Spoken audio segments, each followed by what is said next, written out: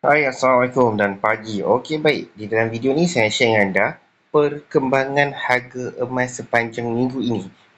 Okey, baik. Soalan apa yang anda tengok di dalam dashboard akaun KAB saya. Okey, baik. So, sekarang dalam akaun uncak emas saya ni ada lebih kurang dalam 1 gram something.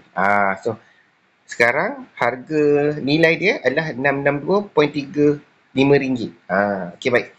Dan kalau kita tengok hari ni pada 4 Mac 2026 harga dia adalah RM703 untuk per gram.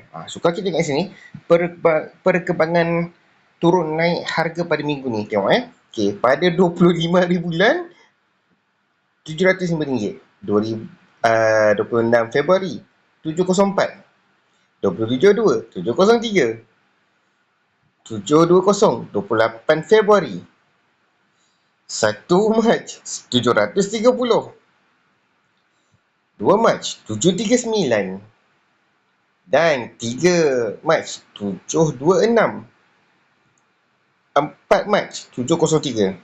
So dia kalau orang yang bermain dengan trade emas lah, ketika emas harga turun, ini adalah waktu yang terbaik untuk kita beli.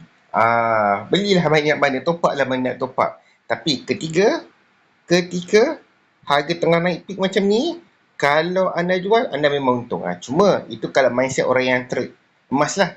So kita buy low, sell high. Itu prinsip dia. So bagi siapa yang nak tambah tabungan emas sementara harga dia tengah untuk hari ni ketika pukul 3.36 pagi 7.03. Siapa yang nak tambah di dalam uncak emas, boleh silakan tambah. Siapa yang belum buka akaun emas di KAB Gold, bolehlah daftar dan top up emas sekarang. Okey? Dan kalau kita tengok kat sini, nampak. So anda boleh screenshot juga bahagian ini untuk anda daftar akaun emas KAB Gold. Okey?